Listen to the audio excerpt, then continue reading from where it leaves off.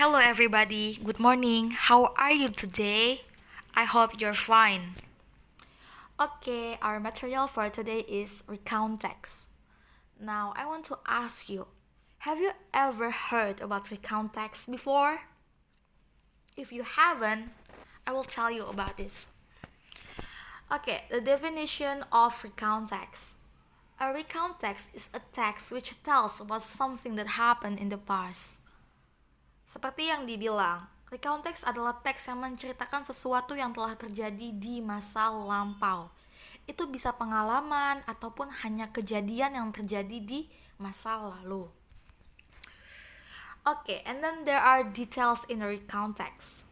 Di dalam recount text kita bisa menulis apa yang terjadi, di mana tempatnya, kapan itu terjadi, atau kenapa itu terjadi. Kita bisa masukkan itu ke dalam recount text. Kita masuk ke next slide. The purposes of recount text. Yang pertama, to entertain, untuk menghibur pembaca. Yang kedua, to inform the readers, untuk menginformasikan pembaca.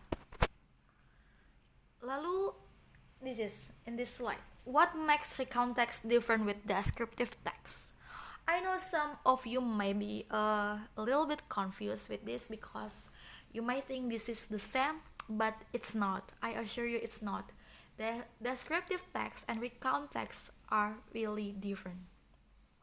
Recount text use past tense because the story is already past. Meanwhile, descriptive text use present tense to describe something. Jika recount text pakai past tense karena itu sudah berlalu, descriptive text wajib pakai present tense. Oke. And then generic structure. Di generic structure tuh ada 3 bagian-bagian strukturnya. Yang pertama, orientation. Kita di orientation ini tuh pembukaan. Kita tuh bisa menceritakan siapa-siapa aja yang involve. Apa yang terjadi, kenapa terjadi, di mana terjadi. Lalu di events. Events ini tell what happened in chronological sequence. Kita menceritakan apa yang terjadi, kronologisnya gimana. Itu biasanya menggunakan first, then, before, etc. Oke, yang terakhir, reorientation. Itu tuh merupakan penutupan dari cerita itu. Miss mau bilang ke kalian, jika recount text ini tidak memiliki konflik, ini hanya cerita tentang kejadian masa lampau. Jadi sangat ringan. Oke, kita masuk ke language features.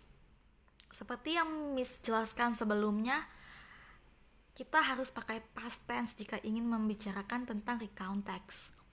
Entah itu past tense, past continuous, past perfect, and past perfect continuous. Because the story is already happened in the past. And then using temporal sequence. Using the conjunctions, kita menggunakan kata hubung seperti kemudian, sebelumnya, setelahnya, dan lain-lain. Lalu kita fokus juga kepada specific participants. Oke. Lalu di sini Miss memberikan contoh tentang recount text yang Miss buat sendiri. Kalian bisa baca nanti sendiri. Lalu di sini sudah selesai. Oke, thank you for the attention. I hope you get something from my explanation. Okay.